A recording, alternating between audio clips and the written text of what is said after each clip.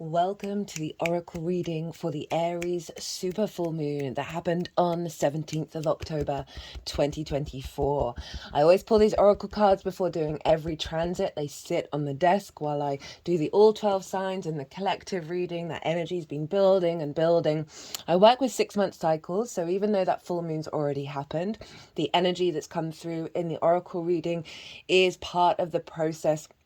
One, of the completion of that full moon, and two, the next stage that takes us to the Aries new moon next year. Quite a lot of oracle cards on deck. I'm going to break down the astrology very, very quickly and then bring in some themes that have come up around the full moon. And then we're going to get into these oracle cards. And as you can probably see, we've got Mars on deck. We've got the fire of sacrifice, Red Kali, and the Queen. And these all have red themes. And obviously Aries is a fire sign. So that red, that passion, that drive, that motivation of Mars has come through very strongly. But also, when I was using the Kim Krans Wild Unknown Archetypes deck, the 4 cards that came out in succession were the Underworld, the Shadow, the Empty Room, and the Crone. And so there's that darker element, that shadow element of Aries, which is about conflict, which is about the frustration around not being free, not being independent. And also this moon. So let's get into the astrology very quickly. The moon was ruled by Mars, and Mars was squaring the sun and the moon, and a square is an aspect of Mars. It's a 90-degree angle. Push your fingers together and feel that pressure, feel that friction. And it can involve conflict, drama, frustration, the desire to win at all costs. But the flip side of a square is building in the 3D world. So we have the polarities of that square. So Mars was square the sun and the moon. Pluto was opposite Mars in the sign of Capricorn, also squaring the sun and the moon. So it's not surprising we've got the underworld and sort of the shadow energy of Pluto. And what does this mean in regards to what's going on here on the table and overall? Is this redefine through perhaps things happening during the full moon that highlighted distorted power dynamics, distorted conflict energy? Through that got burnt up through the fire of the Aries moon. The moon was conjunct Chiron, the master healer, the wounded not the wounded warrior, the master teacher, the wounded healer, where we were working through and clearing out big wounds around that sort of shadow side of the Aries energy, which can be very contrary in its independence, as well as the rams butting heads, like the my way or the highway kind of energy. And so with that Chiron release, we were letting go of old paradigms when it comes to conflict, when it comes to power. Pluto represents your root-id power, those unconscious responses, the taboo, the underworld, that element of decay. So we were seeing that the more unintegrated energy come up during the full moon. I came across a group of people. One of them, their friends had on a night out had ended up just before the full moon, ended up getting arrested. It was released the next day, but there was this element of the stupidity of conflict. Also had another story. It hadn't happened at the time, but that story came up of just being a little bit silly when it comes to working with power dynamics and with authority, and not honoring your own journey, rather than stepping into that conflict energy of really being so anti-authority that you actually do yourself a disservice. Remember, we had the sun over in Libra, and that was all about the recalibration to balance of our truths and how to express that socially, right, with an element of harmony, right? Diplomats have very strong Libra energy, so we are working together with that energy to bring forth a closer truth of ourselves, the balance that we have in our perceptions, that is then fueling and facilitating the deep healing of the I am. Aries likes to go forth into new territory, and that independence of our sovereignty, our autonomy, which has been impinged upon forever, but really highlighted over the last 4-5 years, where we're finding ways of, this is the nodal axis of Aries and Libra. Admittedly, this wasn't an eclipse, it was quite far away from the nodes, but the nodes are still there, they're not moving until January, of finding our capacity to be strong in our individual frequency, our instincts, that's the Aries energy, while still bringing balance to our social dynamics, right? I was away for a couple of days around the full moon, and the energies called me to do, while I was walking about the streets, they were saying, they told me to go one direction, and I was like, no, I want to go in this direction. I have Aries in the 9th. And they were like, all right, well, we'll redirect them. And then this family came towards me with this very young girl, and they said, we need you to do some work on this young girl. So I did. And then I asked why, and they said, well, she's very special. We want you to attune her energy so she's confident and comfortable with the activations that are going to happen, rather than hide away from that, right? And so one of the things that I try and really practice when I go and talk to people, I really am upfront about what's happened to me over the last nearly 4 years with all the channeling. It's all very odd, it's all very strange, and the collective, the social dynamic, right, Libra energy, I always try and bring it to the surface in a way that isn't strange or weird, but just letting people see that different things are going on. And so obviously that frequency that I bring to the table, the energies that I work with wanted me to help bring that into this little girl who's obviously going to get activated, and that can be really intimidating and very scary, and people can call you crazy. And so there's this element of the freedom of our spirit, right, working with the social dynamics. And that was one thing that came through in the Libra eclipse energy, was our capacity to communicate and work with the magical reality, and just find ways socially to be able to make that more accessible and less scary. So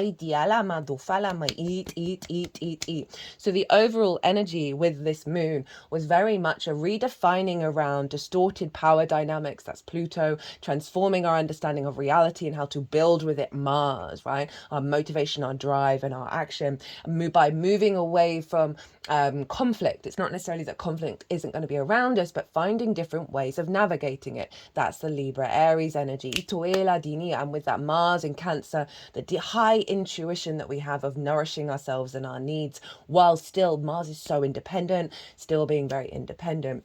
Now, the other bit of astrology that was going on is that Mars is obviously ruling the moon. Mars was in Cancer, a water sign.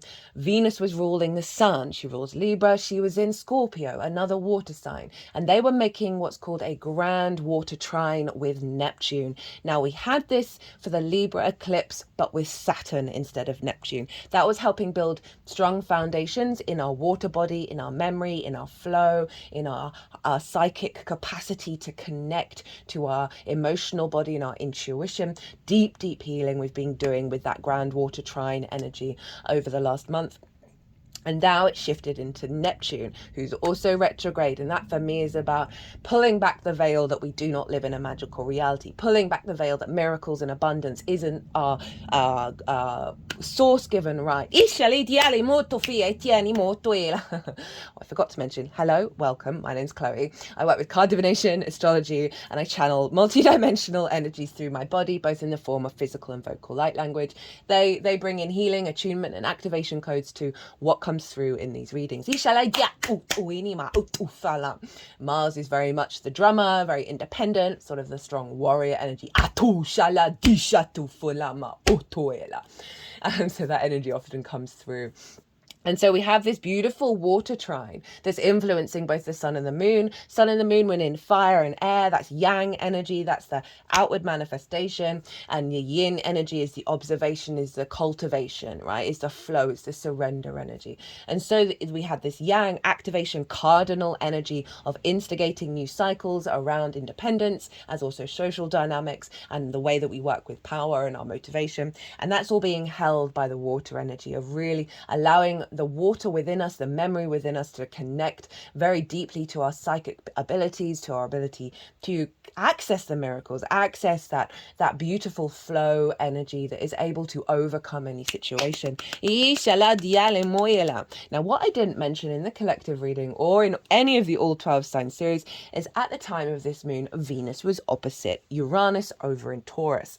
So this was really highlighting a liberation of our desire, our connection, our love, love, and the way that we understand that love within ourselves, the way that we understand that harmony and that grace through the Scorpio energy of revealing the truth, right? Of being able to deal with very intense energy. And Uranus is the path clearer, the liberator, right? So we are able to walk our soul's path over in Taurus, and that's in the physical body. There was a lot of embodiment around this full moon of a lot of the work that we've been doing with that Aries energy, finding that it's moving away in from the sort of the processing side of it, the integrating side, to bringing it into the physical body. So you're actually just in alignment with your spirit through your body, right? That Uranian energy of Taurus, the physical senses, of just being very much in alignment with self. But we had to go through quite a lot of difficult processes, a lot of difficult situations, and clear out a lot of stagnant energy in order for that full moon to be activated. And so then we're working with it. So let's get in to the oracle cards. There's quite a lot on deck. Where's that little book? So the first card we have, and it feels like it's the overall energy, right? But I'm going to read it first because we've got some difficult stuff here to let you know like where it's headed, where all this difficult energy is headed. And it's the Emerald Tablet activation. And this is from Carl Gray's Gateway of Light activation deck. All the decks are always in the description box if any of them take your fancy. And it says Cosmic Ordering, Divine Alchemy, Consciousness Manifest. Conscious manifesting. Sorry, there we go. Right, so that's the Mars energy of that awareness of our capacity to manifest from a very powerful place, because that Chiron energy has cleared out a lot of really archetypal wounds within us that may have blocked our ability to believe, to have faith that we are capable of manifesting through our actions and our deeds. The Emerald Tablet is one of the most celebrated of the Hermetic texts, a series of sacred Egyptian Greek texts from the 2nd century or earlier. They form the basis of Hermeticism, a spiritual tradition that brings together science and spirituality through investigations into the cosmos, mind, and nature. Most of the texts are a series of dialogues between a teacher and a student, and are based on the concept of alchemy, the art of turning lead into gold, or something that is leaden and heavy into a golden opportunity. The Emerald Tablet is said to have been carved on bright green stones that was transported to Egypt around the fall of Atlantis and stored in the halls of Amenti under the Great Pyramid. Although this legend is widespread, the origin of the text is shrouded in mystery. We do know that it's made up of 14 passages. Interesting, that's a 5, which is in the tarot conflict energy, right? So again, it's the higher elevation of our understanding of how to work with conflict. Or friction, right? We can look at conflict as friction instead of like highlighting the sort of more unintegrated energy around that. Of 14 passages which first appeared in a book written sometime between the 6th and 8th century, and has been highly influential. Its most famous statement is, as above, so below, meaning that what is in the high heavens is reflected upon earth.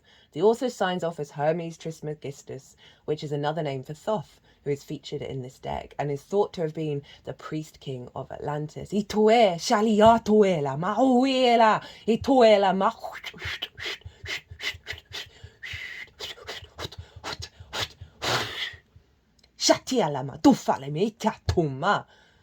Ooh, interesting. The idea is that he knew of the approaching end of that civilization and hid the Emerald Tablet and many other teachings in order to preserve them for spiritual aspirants in the future.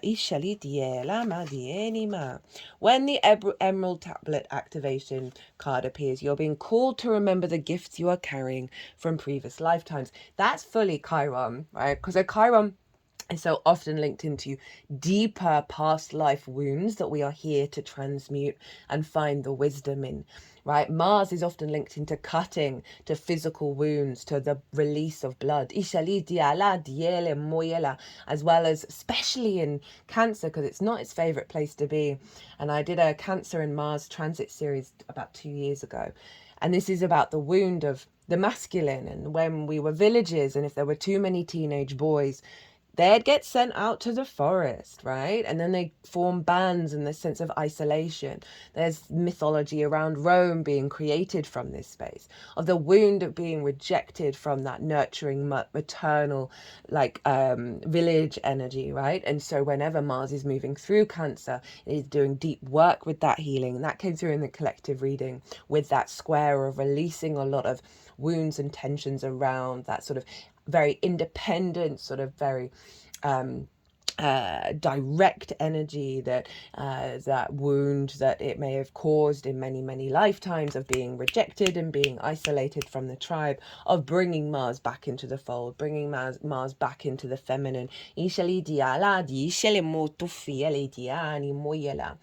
if you don't always understand how to express them, there is a part of you that knows you hold great power within. And that's that Pluto Mars as well, of like really recalibrating that root-id power. If you haven't seen the Pluto in Capricorn series, especially the Oracle reading, I really recommend it. There's some wild astrology going on with the three outer planets, and they're all making harmonious aspects in yin signs. They're going to all be moving into yang signs. And so this is a real sense of deep archetypal understandings of reality being shifted and our consciousness being raised. This is a special time for you to use that power to bring into manifestation. And obviously Mars, through our actions and our deeds, our motivation is all about manifestation, right? Without friction, we would not be able to, the 3D reality dimension that we're very consciously aware of wouldn't exist in the way that we know it. And so a square is all about building and manifesting in the 3D world. It's a special time for you to use that power to bring into manifestation all that you need for your life to unfold in a way that is in alignment with your best interests. All that has unfolded so far has given you the opportunity to learn and grow, even the unsettling moments. But you are a master alchemist with the capacity to take all that was once challenging and use it to create positive opportunities for yourself. As above, so below. All the thoughts you send up to source will contribute to your evolution on earth. So this is like the crowning energy of what's unfolding here. Now, this sort of first row all feels like this side really feels like what's come to a head, right? With that energy, full moons do mark completions of a particular part of a cycle. But as I said, I work with 6-month cycles, so we receive downloads at the full moons that then unfold with everything that we've learned and we've transmuted.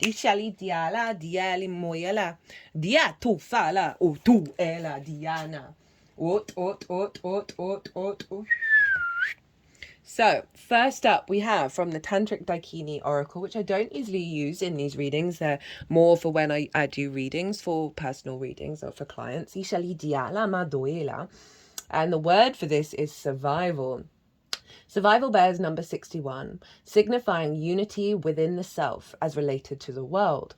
According to the classical classification of elements, this is the last or 10th of the earth cards, normally related to the suit of pentacles. So arguably this is like that legacy energy, right? That 10 of pentacles of what we're building here is going to serve us for the long term, but we've had to go through many cycles of survival in order to shift into thriving. So it's honoring that. It's honoring that kind of what I talked about of that Mars rejection from the tribe, of having to survive in the woods, right? And we've all experienced that in many lifetimes. And that sense of moving, of being in awareness of the wounds of that Aries energy, that Chiron energy, regulars, I've been talking a lot about that in terms of the wounds we've faced of going into new frontiers in many lifetimes, of not having all the things that we need, not figuring things out, maybe hurting ourselves, or just even more drastic things of when we go into that new territory, and that then creates a wound that has us go back into our box, right? And it goes into a fear mind, and that Chiron energy is helping us understand the wisdom of all that we've learned and helping us then move into new territory. Right, so great slag heaps form hills of the landscape. On the horizon, factory chimneys belch polluting smoke into the sky. Yet in the foreground, a few green shoots manage to push upwards from the unlikely soil. This represents the survival of the life force, manifesting itself even in the most difficult environments. Mars is very much that get up and go, right? The thing that gets us into action, into movement. The slag heaps and the smoking chimneys represent the misuse of the natural world by urban society, presenting us with a picture of pollution in action in the modern world. The situation portrayed by the card is the instinct to survive. The pollution may be in one's domicile or even in the mind itself, yet within both there is the potent desire to survive at all costs.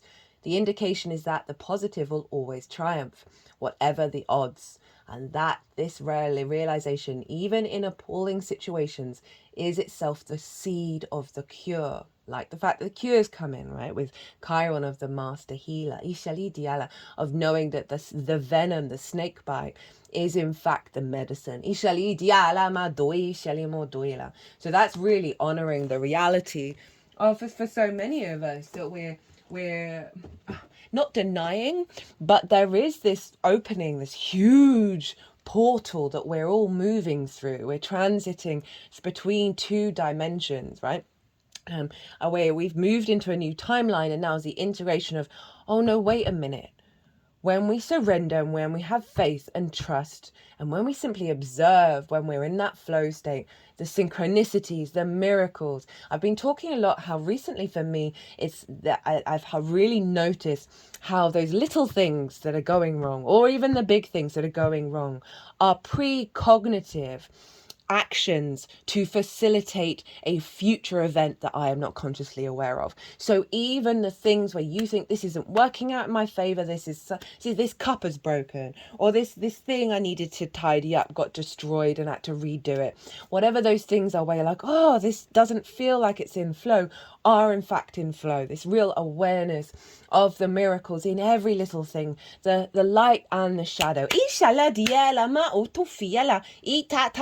And that's the Venus in Scorpio influencing the vision of the sun, who was conjunct Juno, who represents commitment, your ride or die. So a real commitment to the awareness of the equilibrium, two sides of the scales, of the light, of the dark, right? And how the more that we're aware of how it's all working for us, all working together, the more we clear conflict within ourselves around those situations, that allows more space for the magic of source to come in and co-create with us in terms of miracles, of like pulling rabbits out of hats.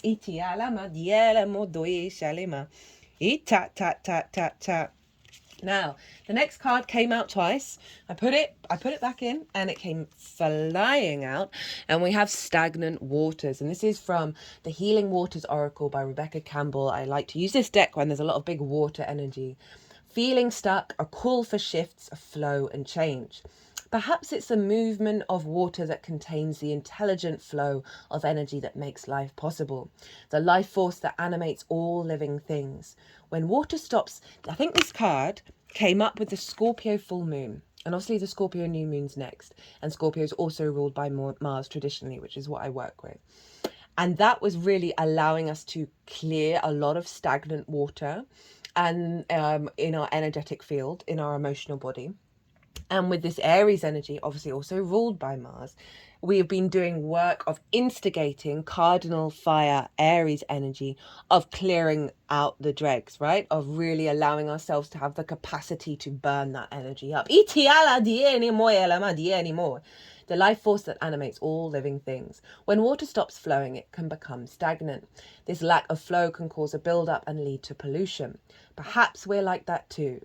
Perhaps we need flow just as much as the water of the world. Interesting, we've got two aspects of pollution here. Now, the South Node in Libra is all about releasing toxins, all about release and purging of that which does not serve us.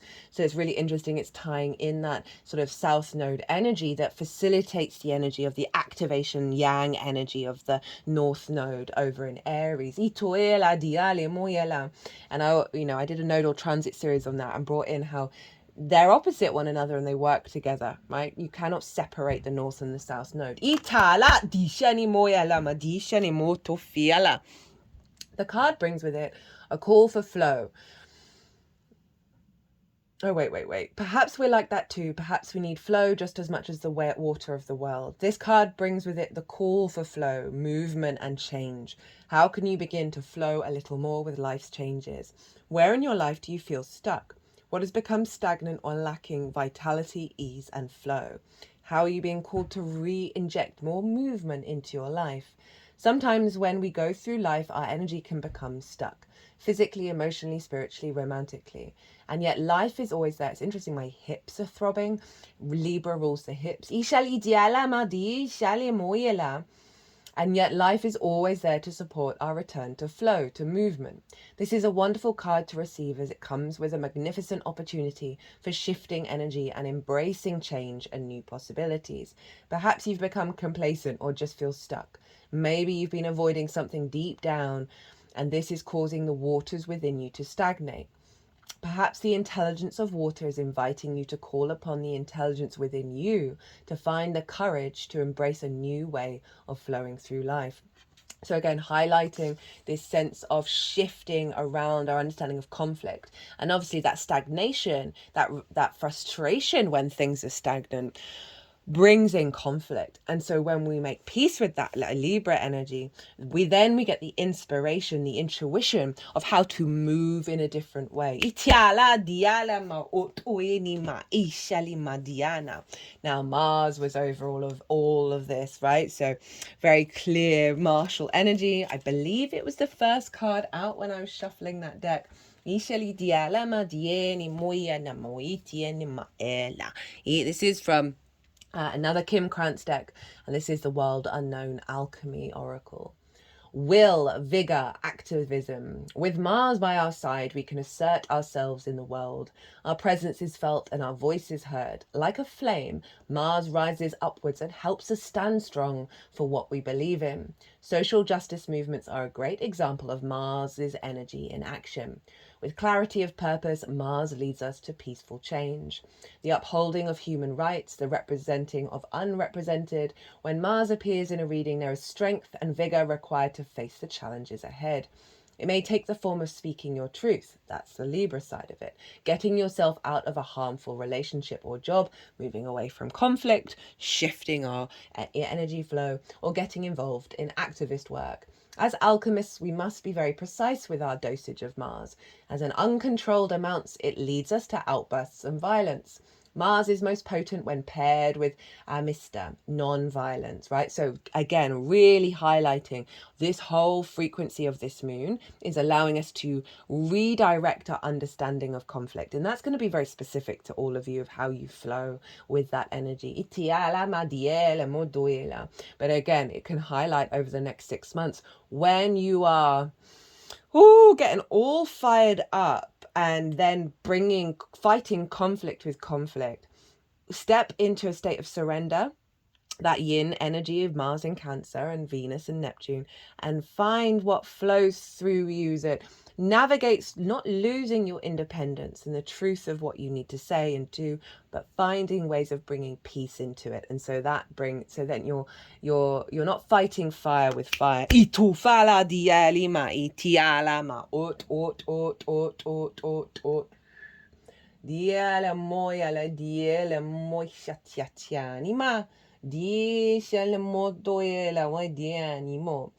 Mars may express itself through nightmares or distraught dreams, very appropriate for it being in the sign of Cancer, which is ruled by the moon, which is obviously linked into dreams.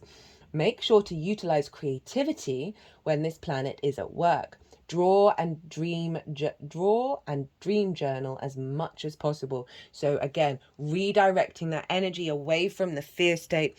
I had one of my first recall dreams in a long time.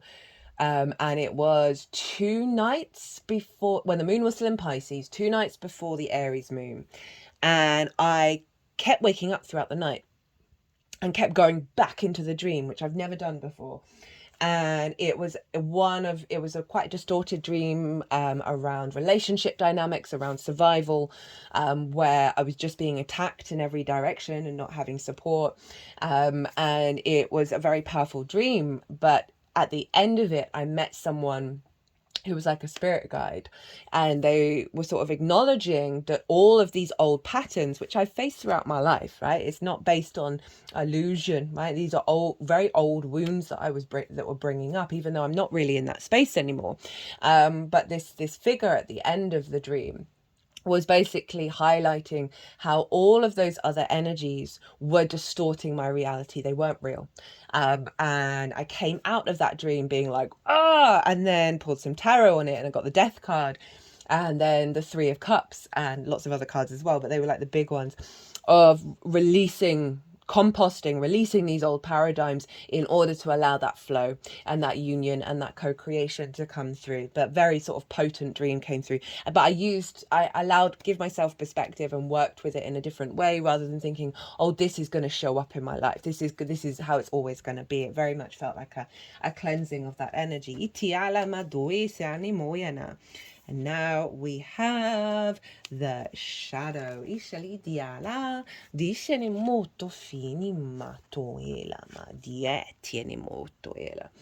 unspeakable, the unwelcome, the denied. Although every card in this Archetypes deck has a shadow potential, this card asks us to delve into the qualities of the shadow itself. We often think that the shadow can be purified, illuminated, and made right through effort and achievement. However, it is typically the case that our lofty pursuits of ascension and perfection is the very source of shadow material itself. By rejecting parts of ourselves in the world, we begin to separate from the whole. I feel like this is calling on what I was saying about all those things going wrong, or the thought process that you're having, or the shadow aspects of self.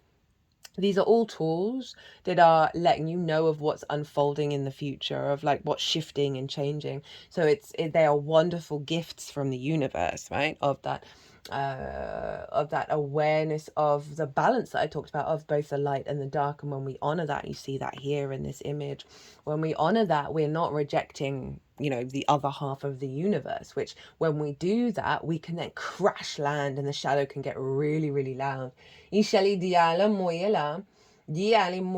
Rather than getting to know the qualities and content of our shadow, we busy ourselves with avoiding its presence. This is denial. When this card appears, it's time to take inventory of those things you've been denying. When the mind responds with no, anything but that, you are touching shadow. Find support for this deep inner work and move towards the shadow with patience and compassion. That compassion is definitely the Neptune, Pisces energy. Ishali Diela, and Mars in a water sign, it's slowed down. And so there's that element of patience as we go through this and we work through this. But I do feel like we've gone through a lot of this, and what we're now, in terms of like the manifestation in the 3D, and what will follow this full moon, is that slow release, that cleansing of that water energy come through. Ishali Diala, and really allowing some love and kindness as we work through and integrate the power of this transformative energy that is here, that is allowing us to really look at whatever's left to look at. And obviously there's always stages and there's always layers. Like the more that you go on this path, the more you're able to stand in that shadow work, the more you are able to appreciate the underworld and the power that you will get from the other side of it. Itoela dieli molto fielia. Itala itum tom enima. Diceni molto fatinia. Right, now we have Lost in Space. This is from the Shaman's Dream Oracle. And feeling lost, needing direction and focus, a 24-hour day. Sometimes in life we lose our way, perhaps falling prey to addictive behaviors, jealousy, comparison, resistance, or fear. This happens especially when we're up-leveling and genuinely changing for the better. A part of us hiding in the vast expansiveness of space wants to sabotage our progress. In the transformative process, our inner world no longer feels safe or inhabitable, as we find that our thoughts and beliefs have morphed beyond recognition. You may find yourself adrift in this way right now, unable to focus or determine the next step. You might be tired and simply needing to regroup and rest. When you lack direction, the first thing to do is redirect your perspective of time. Like a newborn baby who needs swaddling to feel safe, you're invited to reduce your life visioning to the next 24 hours. Anyone can handle living in a 24-hour compartments, which allows everything to feel grounded and manageable. You get lost in space when you imagine being swallowed up in the giant vastness of the future with its dark uncertainty. or reflect on how your past has held you captive in a hall of distorted, never-ending mirrors, reminding you of your mistakes and flaws, failures and losses. Take heart that the simple 24-hour container immediately banishes these two awful eternities away. You will find your energy and focus restored as you recognize that you were never lost at all. Keep it simple. Right now, conserve your energy and take care of you in basic fundamental ways, and the world will be right again. That's very Mars in Cancer, of the nourishment through your actions, right? And the softness and the compassion, that very water energy of that flow. You know, if you think of the moon and how quick it moves, right? It's not quite 24 hours in each sign, but that element of just shrinking down your time frame.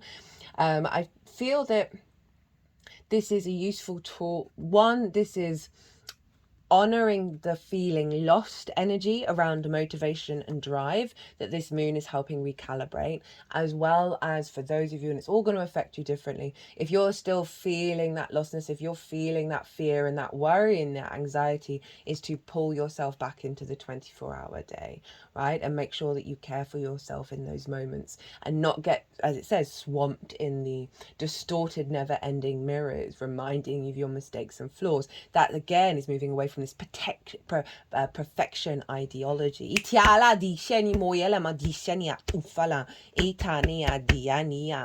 And again, like what I was saying about things not going right, doesn't mean that you're lost. You're always found. You are always where you need to be. The things that are going on are always what's needing to go on in order to help you get a higher perspective. And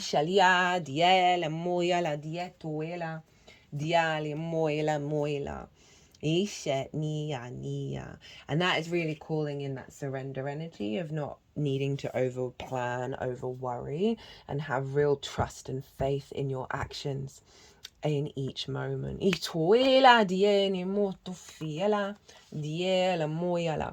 as I said, this overall message of this moon is a recalibration around our motivation, our drive, our actions, and the instincts that's coming through, that's really helping us not feel lost in those moments. Next up, the underworld. Hello, Pluto. The nightmare, the ordeal, the bottom. This is no time to mince words. The archetypal territory of the underworld is fraught with nightmares, suffering, and pain. It is the darkest shadow realm which we try vigilantly to avoid and deny at any cost. Try as we might, the darkness pulls us into its depths through disturbing dream images, unexpected incidents, illness, war, conflict, and ultimately death. Not visiting the underworld or denying its existence altogether is what gives it dangerous power. Traversing it forces us to bow humbly to the greater forces that be, while summoning the inner strength we previously underestimated. Take solace that the underworld subsumes everyone from time to time, making us deeper friends, more intimate partners, soldiers of light amidst our shadowy times. Facing darkness and choosing light is the most profound calling of all. When light, bravery, depth, facing of deepest fears. One of the earliest stories on record is that of the goddess Inanna's descent. Turns out descending into the underworld is a tale as old as time itself. And Venus in Scorpio can very much represent Inanna in her descent, as she then loses her powers in order to reclaim them. Again, that which is lost is never lost and will always find you.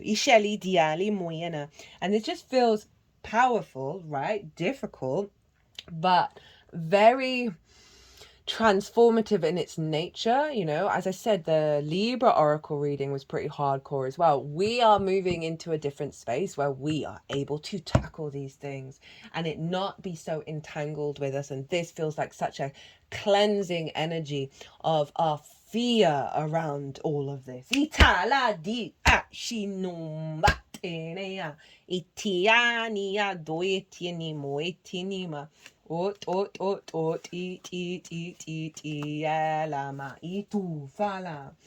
So we've got crown games, right use of power. Now this is that Pluto energy with Mars, leadership, right? Cardinal energy. All the cardinal signs were being activated, forming a grand cardinal cross. You may have felt pulled in lots of different directions, conflict in every space. But just trust and know that the unfolding over the next 6 months is building a really powerful capacity to be firm and trusting in your motivation and your drive and your instincts through your intuitive body. But cardinal is the solstices and equinoxes. These are marking new pivot points in the cycles of Earth. There's instigate, right? They begin new cycles. The leadership, I'm going to instigate, take control. Leadership, responsibility, accountability, right use of power. There is a game of power played by all people, whether they're conscious of it or not. It concerns who has it and who doesn't, how to get more of it and not to lose that which you have, how to wield it wisely and not to get drunk with it and cause harm. These are the matters you need to ponder now that you find yourself in the crown game too. You want to be on top, the best, the most effective, the most beloved. You may discover that your deep desires to help others is disguising the underpinnings of this complex game. Power and all it entails can be both dangerous and productive, destructive and redemptive. Which will it be for you? Can you forgive without condoning and keep your dignity when challenged? This is just summing up everything that was coming through with the messages from the astrology and what was being channeled. Will you be accountable, amenable to change or making amends? Can you let go of your need to rescue others, right? That's doubling down on the clarification of the trusting in the I am of self and the I am of everybody else. And that is hard. That got instigated with the new moon in Aries. Can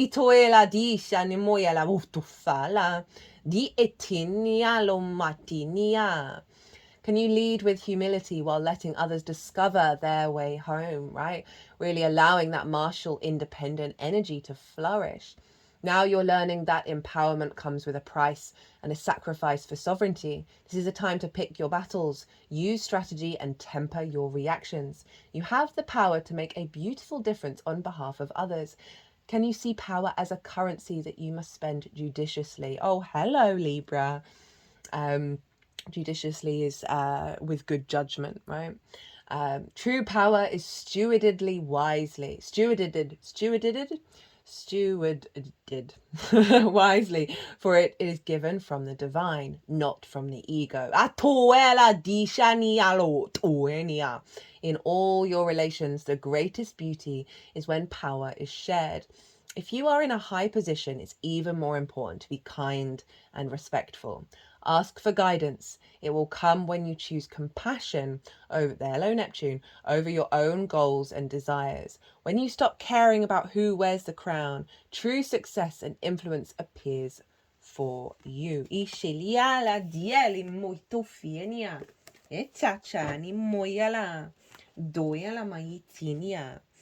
Next up, we have from the Magical Botanical Oracle. It's one of my favorite oracles. It's got such good information in it. I recommend it to anybody. And this is the planets that are linked into the fly agaric are the Sun, Moon, Mercury, and Mars, and it is the element of fire. The fly agaric mushroom is the archetypal magic mushroom of fairy tales, being red-capped and white spots and with a white stalk. Originally from the north, it's been introduced with new trees across the world, making it into the southern hemisphere. The fly agaric is used in magic for contact with the spirit world, while toxic fatally is rare in various methods of preparation, lower toxicity levels.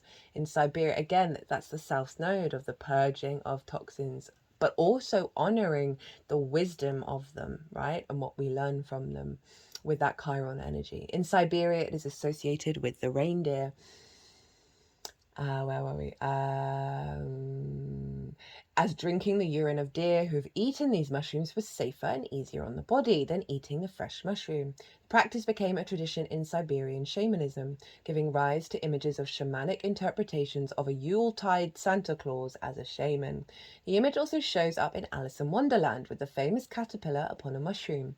In general, the fly agaric is associated with the realm of enchantment, fairies and fairy animals such as foxes and hares. Folklore suggests a relationship between the mushroom and toadstools, where flies would eat of the mushroom, become intoxicated, and then make them easy prey for the toads who learn to linger by these fungi, also giving rise to the association with flies. In Eastern Europe, they were combined with milk to make an insecticide to kill off flies. The spirit of fly agaric is one of connection and communion between the worlds of flesh and the worlds of spirit, particularly associated with the underworld. There we go. Darkness, the shadow, and the spirit embodying in nature rather than connecting with a more remote heavenly realm, right? So earthly energy. Earthly spirits. The healing powers of the fly agaric are about accepting change and letting things fall away, decompose, and become something new. Oh, love it.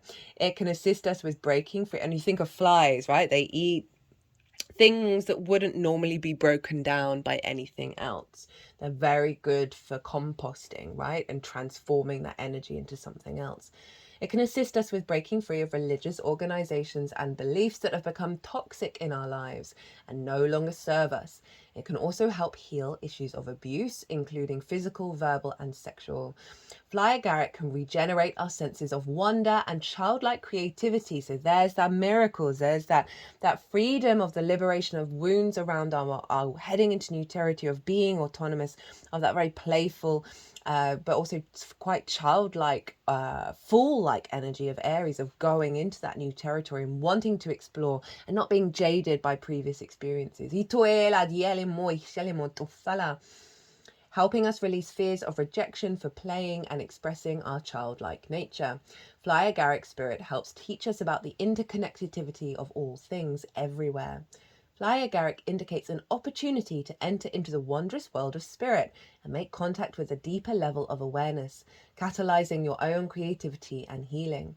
You must be willing to take the risk of being perceived as foolish or crazy. So that's kind of tied in what I was saying at the beginning of the reading, of the work that I was doing on that little child, and always with consent, by the way, of the higher self.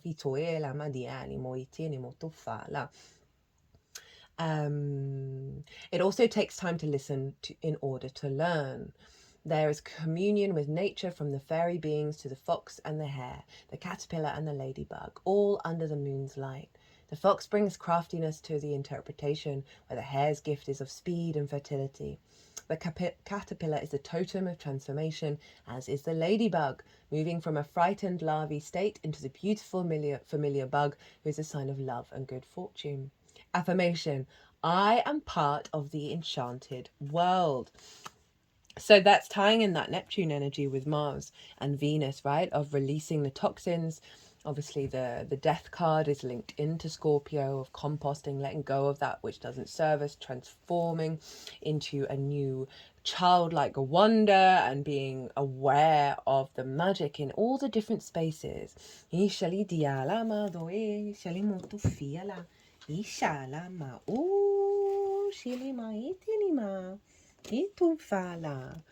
Now we have the fire of sacrifice, number 37.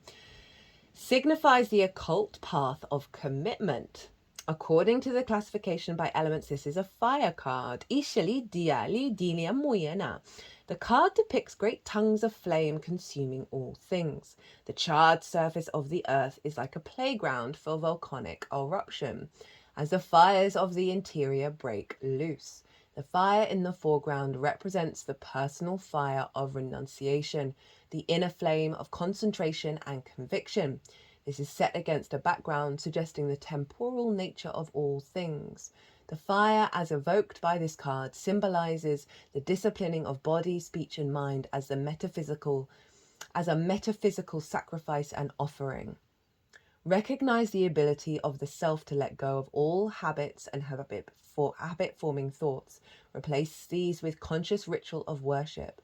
A deliberate act of self-sacrifice may be necessary to the questioner who draws this card.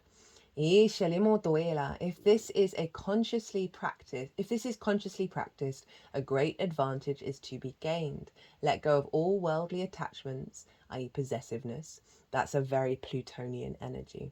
In favor, and that's because we are so of fear of change that we try and control and possess and stabilize and keep that which is not forever keeping. And the more that we step into neutrality with Pluto, the more that change is in ease for us. In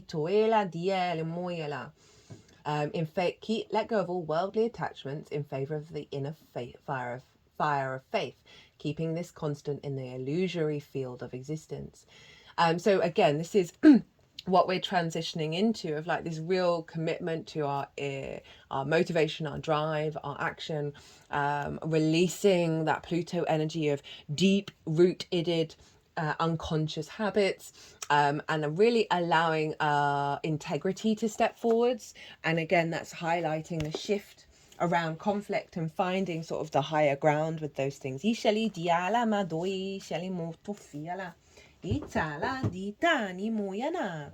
Next up, we have wise salt. So really stepping into a sense of wisdom through all this sort of very big transformative energy. Wisdom, grit, perseverance. Wise salt is the sacred ingredients of preservation. In due time and with due experience, the alchemist slowly develops these granules of wisdom that can someday be passed to another. Salt retains, preserves, and absorbs. It brings complexity to flavor and grit to slippery roads. Such is the magic of Sal Sapatine. Someone who carries wise salt is immediately recognizable. Their words hold meaning. Their stories are deep and true. They have wisdom that cannot be attained by any other means than decades of pain and pleasure. You may experience wise salt through the elders of the community. When this card appears, know that everything you are going through will be of use down the line. Alchemically, you are being brined. Preserve what you can, let go of the rest, and lean heavily on your elders. So again, this is part of the releasing of those instinctive, distorted, unconscious, limiting beliefs and trauma responses of Mars, right? Those wounds being burnt up by that Aries energy, right? And that in this fire of sacrifice, that's then allowing what remains to be that of the wise soul.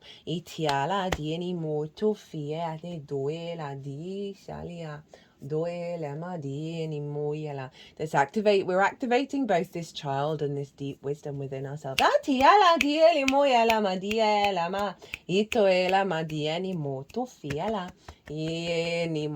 And again, the awareness of that that's always been within us, that we signed up for many trials and tribulations to reconnect back to it. It anima.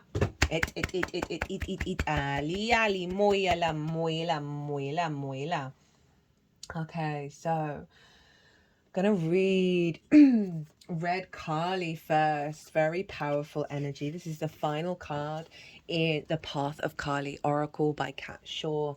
Ecstasy. I am devotion embodied and embrace the ecstasy of my life, right? So gone through the fire, and now we're able to transform that passion, that drive into the ecstasy of living, because we're no longer in conflict with all of this. We're aware of all the different paradigms and all the different experiences that aren't shaking us from our autonomy, our spark of spirit, that Aries energy. We're in balance with the light and the dark. Red Kali has shown up now to ask for your commitment to your unique truth. She's the ultimate lover of the honest reality that is your devotional path. So we've got a repetition of this capacity to walk our path more from a devotional place. That is that Neptune energy. And Pisces rules the feet. And wants you to walk it with dedication. For ultimate truth will bring you onto a path of ecstasy, and you deserve nothing less. You are so magnificent and ultimately surrounded by unbounded love, but you need to see yourself with those eyes, because the second you do, a life of elation will follow. What makes your heart beat? Manipulate the Mars rules the blood and blood flow, right? So elevation of our vibrancy, our vitality of our blood, that's allowing that heart to beat really powerfully. Manipulate your life to make it happen. What are your true beliefs? Live an authentic life in loyalty to yourself. What really matters to you? Follow that and shout it from the rooftops. What dishonors your soul? Set concise boundaries so you are not compromised. This card is a sign that you are on the precipice of a life of ultimate rapture. You are on the right path. Your hard work has been noted by Red Kali, and in return she will shower you with gloriousness unbound. Just a few more steps to go. It's time to rid your uncontrollable desires that plague your mind. Doubt, fear, blame, shame, guilt, low self-esteem, lack of confidence, anxiety, and replace them with the ultimate knowing that you are divine. That is that Pluto-Mars opposition, fully squaring the sun and the moon, of our intuitive knowing of that and our conscious understanding. And for me, Neptune is like the portal to source, right? It's all the dimensions, all the frequencies, all the timelines. You are beautiful, worthy, exquisite, precious, sincere, strong, enchanting, delightful, confident, valuable, cherished, appreciated, valued, important, admirable, self-governing, free, outstanding. You are good enough. You are divine. You are sovereign. You are love embodied. And Red Kali is whispering directly into your heart right now for you to know this. So this is the message from Red Kali. See yourself as me. Divine perfection. We are united as one. Walk on the path of self-love and you will live in eternal ecstasy.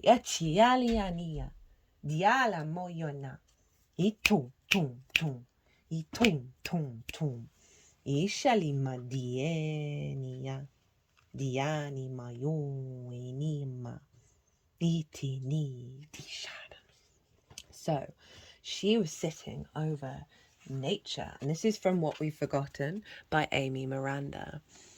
The heart of the world. Grandmother Ayangat, a spiritual leader of the Mongolian Union of Ancestral Traditions, offers this wisdom. We have neglected our ancestral knowledge and dishonored the law of nature, right? Pluto is very much linked into the ancestors, into the dead.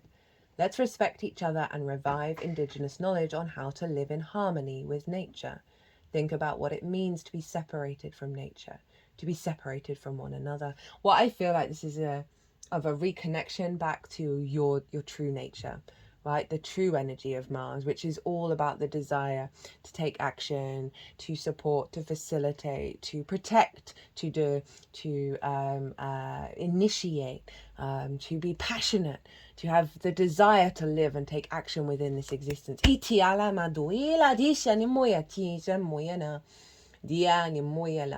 ancient civilizations, there was the idea of a cosmology that viewed the universe as one unified organism. Human beings were only one aspect of the overall function of nature. We all lived within the system. It was us we were in. It was us, we were it.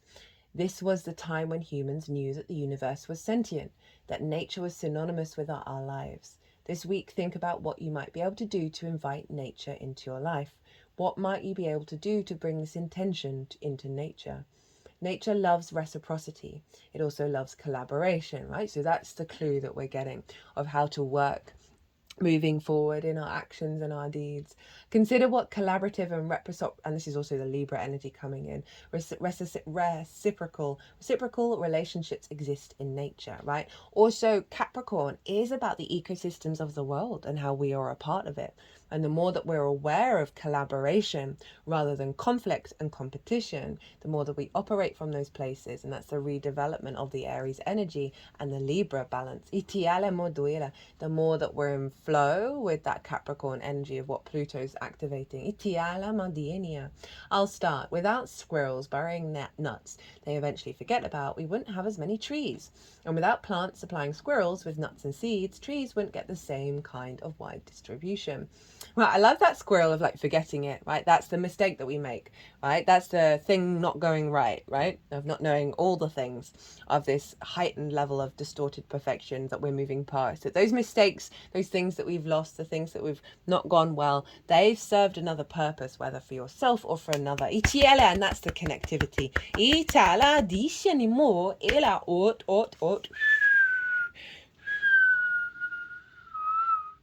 It works in connection by design. How might you be able to reconnect with nature? What ritual, serving or offering might you be able to do to have more connection with the nature happening in your life? And again, the nature, the truest nature of that flow, of that abundance.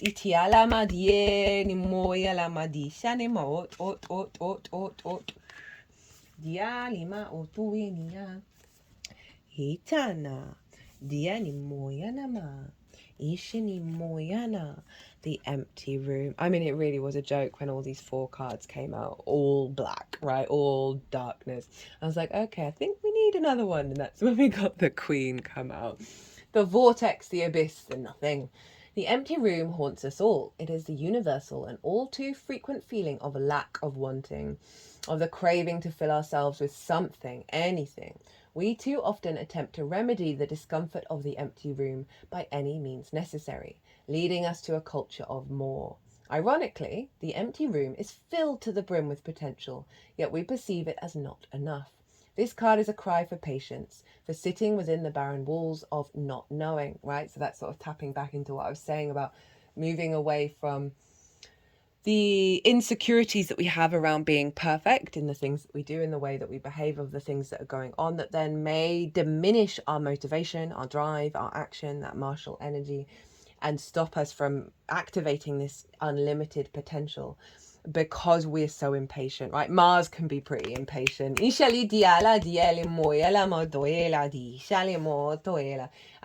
a lot of things are coming through of that sort of impatience, that sort of the independence, right? That means that we aren't connected. The conflict energy that are all being recalibrated. Remember, Mars is going to go retrograde in the sign of Leo and retrograde back into Cancer. So that's this all throbbing in my third eye as I say that. So a lot of what we're working on here, we're going to be going back over and really bringing nuance and depth to these new understandings.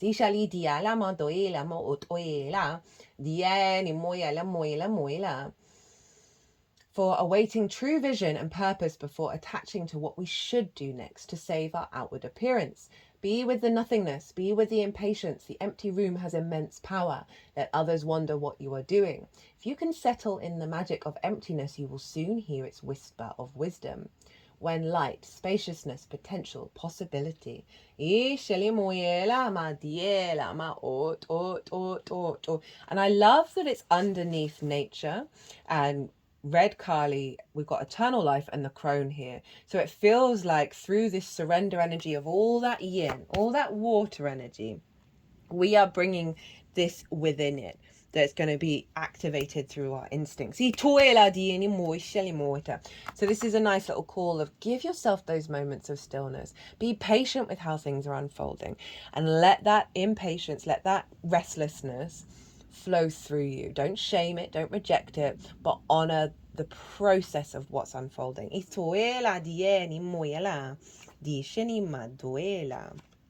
Right, next up is the crone, who previously had never come out in any of these readings on this channel. When did she come out? I think it was the Pluto in Capricorn transit. And here she is again with this strong Plutonian energy. The witch, the old woman, the sage. The crone has seen it all. Nothing frightens or surprises her. She is the final manifestation in the feminine trifecta of maiden mother crone.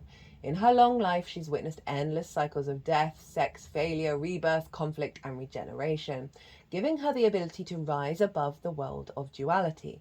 She laughs at notions of good or bad, right or wrong, as she has seen the earth churning, smouldering, taking life and giving life. The crone energy accepts everything in. devouring beauty and suffering with the same mouth, using their energy to reveal hidden secrets and knowledge. Her energy resides in all of us, though it is feared by most for its power and unconventional relationship with death and the macabre. Awakening the crone is dangerously rich and unapologetically magic. When light, magic, clairvoyant, psychic, intuitive, wise. The crone has difficult time tolerating superficial, petty, day-to-day musings. She moves away from such relationships and seeks a deeper path, even if it's a more solitary life. The crone is master of letting go and residing in what is. She rejects nothing. The crone is often seen with the crow, smoke, night, and the moon. Love that very powerful energy that is being activated with this full moon, that's allowing us, as I said, to sort of have a higher perspective on the sort of the heaviness that can come with a lot of this, a heaviness with perhaps some things that have happened in your life that have weighed you down, have felt very overwhelming, felt full of conflict, filled you with anxiety, fear, scarcity energy. That crone energy on top of all of this, bringing all this into the empty room, is really allowing a real strength of character for us all collectively. Love it. Right. Oh, eternal life, the vastness of forever. The Egyptian symbol of the Ankh, the one that is the cross with the ovals atop, is the hieroglyph for eternal life. It represents the masculine and feminine and the divine. At the top of the oval of the sun coming over the horizon, and the union of heaven and earth over and over again. One creation myth in ancient Egyptian mythology was that heaven and earth were known as Nut and Geb, the sky goddess and the earth god. Iala dienia, ushianima. Iala oto enia, onima, onima.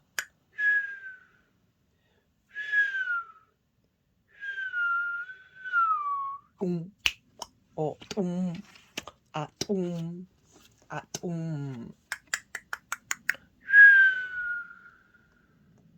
The daughter and son of the lion's moisture and air, the grandchildren of light itself, they followed each other in sacred longing throughout time. This has been carved for all to see for thousands of years because energy doesn't die.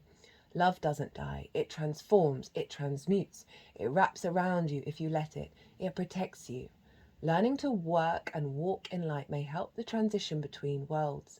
It may help us be more familiar with the controls once we are in the afterlife. The soul is defined as the spiritual or immaterial part of the human being or animal. It is the compassionate and empathetic part of us. It is also the piece of us that has the prospect of living forever, lifetime after lifetime. It's the part of us that is regarded as immortal, the divine part who continues the adventure. We may have forever in spirit, but our human lives are relatively short, so making and remembering moments is part of the adventure. What moments have helped define how you want to spend forever? What kinds of moments are you working to collect more of while you're here? What moments can you collect for yourself and those you love, whether on earth or in spirit this week? What experiences have you had or heard of that illustrate the prospect that the life of a soul may be eternal? May we remember that the light of love is without end. That's a really beautiful harmony of the combination of the awareness of our soul's many journeys and the how energy never disappears, but we learn lessons throughout each of these incarnations. So what lessons do you want to embody and embed in this lifetime that serve you for the next cycle, right? We think of that Pluto Mars of your actions that serve not only this lifetime but many others, and also the beautiful memories that we are here to create. What from your own individual experience, that autonomy of the Aries I am, what do you want to go out and explore with the acknowledgement of the polarity? Ishali diala, diali moyela moyela, diela madoini moyana. And this is also helping give perspective of the conflict that may be still around, and like help give perspective of the bigger picture, right? Remember the Emerald Tablet activation, right? The illumination, cosmic ordering, divine alchemy, conscious manifestation, right? There's a lot of integrity here, a lot of wisdom that's called, that we're going to be infused with, of how we take action, how we move through the world. So next up, we have she who flows. Ease, being open to change, going with the flow of life. Usually, water is the most powerful force on our planet. It has the potential to destroy everything in its path or be embracing, still and gentle. When a river meets a rock, it doesn't try to move it. Instead, it embraces it and flows around it. It doesn't question why the rock is there. It sees it as part of its path, right? Not questioning the I am of other experiences, not being in conflict and allowing that flow. Water teaches us how to flow with life, how to greet the obstacles in our path with open arms and receive life fully. The good, the bad, the beautiful and the ugly. In this way, the world's waters have literally shaped and crafted the entire landscape of the planet that we know and love today. Mountains and valleys, coastlines and woodlands are all the result of water embracing life. The ancient Greek goddess Rhea was the daughter of Gaia, earth, and Uranus, heaven. She's also referred as Cybele, mother of us all. Plato referred to Rhea as a stream, or she who flows. Perhaps Rhea herself has much to share with us about how to truly flow with what appears on our journey, whether expected or unexpected. Call upon her to support you in embracing any unexpected changes you're facing. This card invites us to stop seeing the unexpected things in life as obstacles and instead to treat them as invitations to embrace life, to find a way to soften and embrace what occurs rather than to try to avoid or fight it, to flow with rather than resist. Ooh, love it. Love, love, love, love, love, love, love.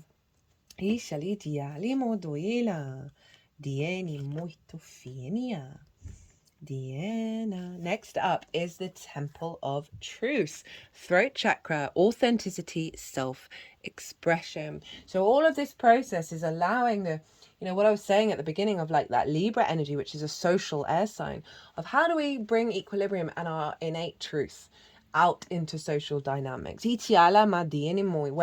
it may have led to conflict before, or worry, anxiety, fear, we're really stepping into our power and allowing the truth of our soul to come through.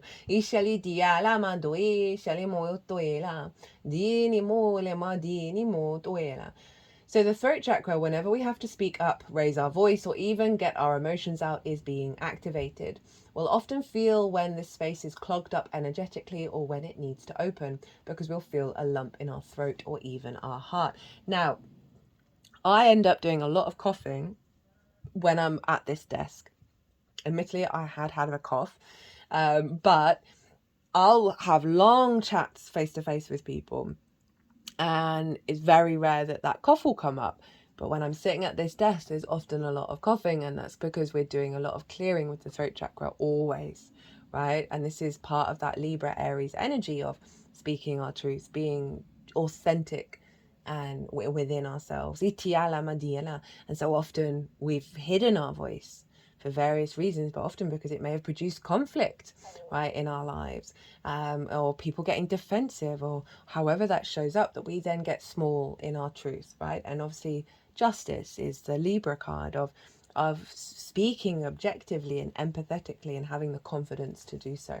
This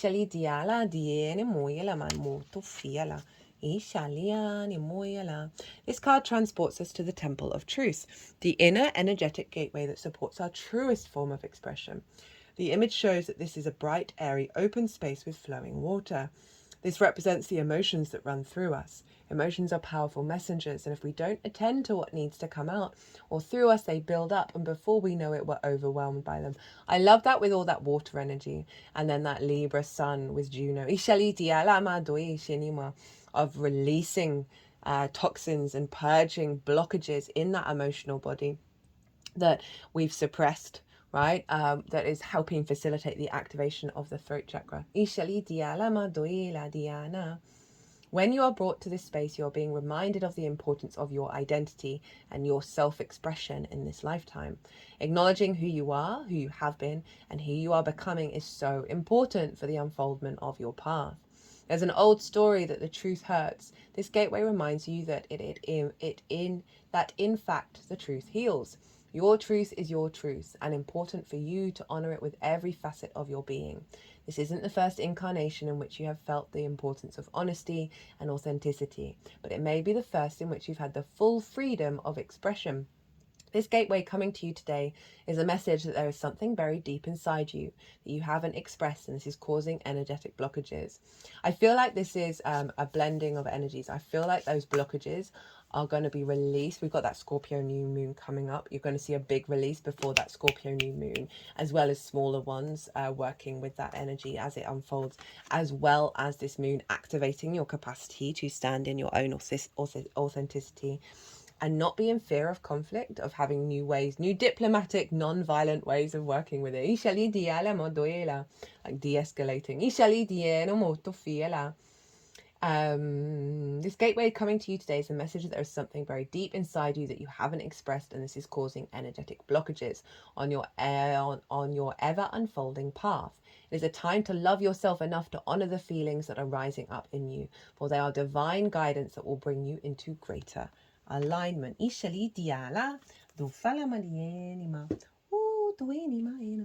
Now, we have the Queen and Union.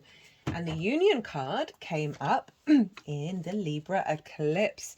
So it's like combining those two energies, the awareness of the North and the South Node, and really sort of this fiery, independent I am of Aries is recalibrating into its capacity of being able to be in union without losing itself, right? Without that fear, that worry.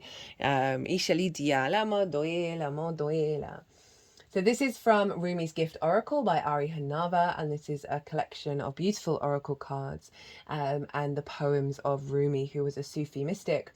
Come, come, my beloved, you have unveiled 1,000 faces of love, all of them residing here in my heart. You are my sun and also my shadow. You are silence and the words of this poem. Once I thought I lost you. Now I see the world through your eyes. Come, come, my beloved. You are my speech. Tell me my secrets. So I'm getting several messages come through with this. Is a reconnection with yourself, right? There's a lot of self-love energy here. A reconnection with source. Through this honoring of the light and the dark, through the union of the polarities, through the silence and the voices, the truth of what is being said, right? It's really encompassing a lot of what's come through here, through that sense of that loss and then the return of all things come back and spiral over and over and over again, of being able to see the beauty in all things, the world through the eyes of source, the world through the eyes of self, and see that beauty within yourself and externally. But also the union with your shadow. And that those secrets are wisdom, right? Those secrets are not to be hid from. And that the more that we're in alignment with that, the more that we are coming into a deeper state of union. And that union is everywhere. Think of that ecosystem, that reconnecting to our nature, that we are not separate, that we are not isolated, and that independence is an illusion, but also very a powerful energy for us to work with, right?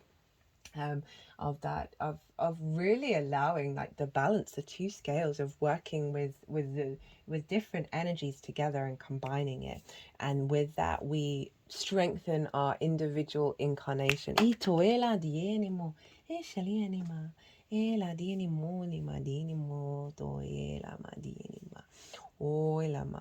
just heard that divine wisdom comes through when we do not hide, and that we are always protected. Your angels, your guides are always with you. Source is always with you in those dark moments, right? That you are never alone. Then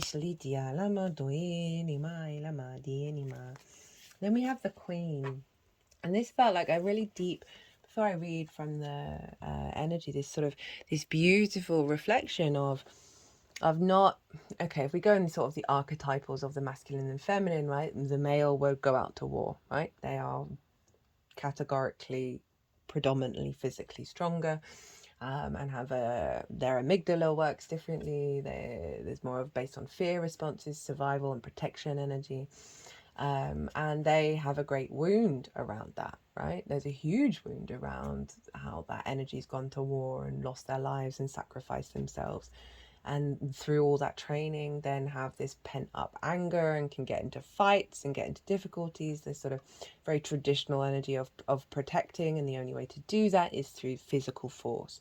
And so when the Queen turned up as the last card, right, and wanting to go in the last position, there was this real sense of softness, this real sense of that divine feminine energy coming through, that is about, through survival mechanisms of connection, right? Women birth out babies. Female sex people birth out babies. I'm trying to be really mindful with that. And so therefore their brains are orientated through survival mechanisms to connect to others, right? So we think that feminine energy, it's a real beautiful energy, but it comes from survival, right? Everything comes from this evolutionary process.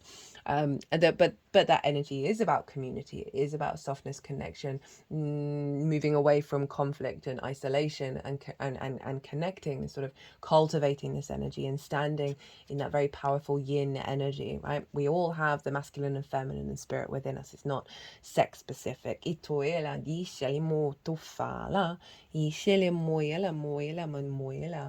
Empress, the Mother Queen, the Sovereign. Like her counterpart, the king, the queen has a dualistic nature. Either she presides over the realm with grace and elegance that comes from the heavens to uplift the spirit of others, or she falls into petty, contemptuous moods, casting a shadow across the land. If the king is the ego, the queen is the expression of that ego in the world. She is the lotus blossom, the dancer's bow, the moon radiant reflection. When the queen is seated in her rightful and righteous place, she is patient and forgiving. She waits for the grace of God and goddess to move through her, striving and grasping for nothing. To be the benevolent leader, to embody the queen, is to settle into deep trust, resolve and power. The royal queen fears nothing, for the divinity itself cradles her heart. When light, the embodiment of grace, courage, resolve, stillness. Ishali diala, diali moyela moduela, maduele moduela. Di sheni moyela, diani modua. Okay, interesting. It says, the queen does not accept the hand of a prince, but claims the throne, knowing the king draws near. She's a magnet for the fully embodied masculine and entertains nothing less. There's something here around that process of the fact that Mars and Venus are in yin signs, they're in feminine signs of water. But this is a yang energy of the embodiment of the feminine within us, is going to facilitate deep healing for the masculine and draw that energy within ourselves as well as that around us. And again, stepping away from distorted energy around conflict and power. And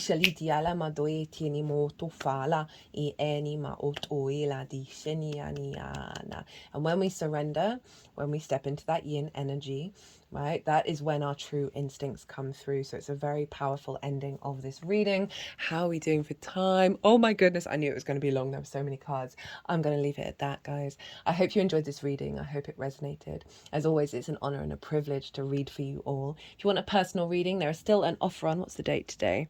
2 days left for, if you book a reading on my personal website, you will get a double the amount of time for the reading that you get. And there's a calendar, so you can book way in advance.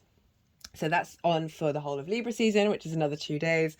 So if you want a personal reading, go check that out. Other than that, be good to yourselves, be good to those around you, safe travels, and be well until we meet again.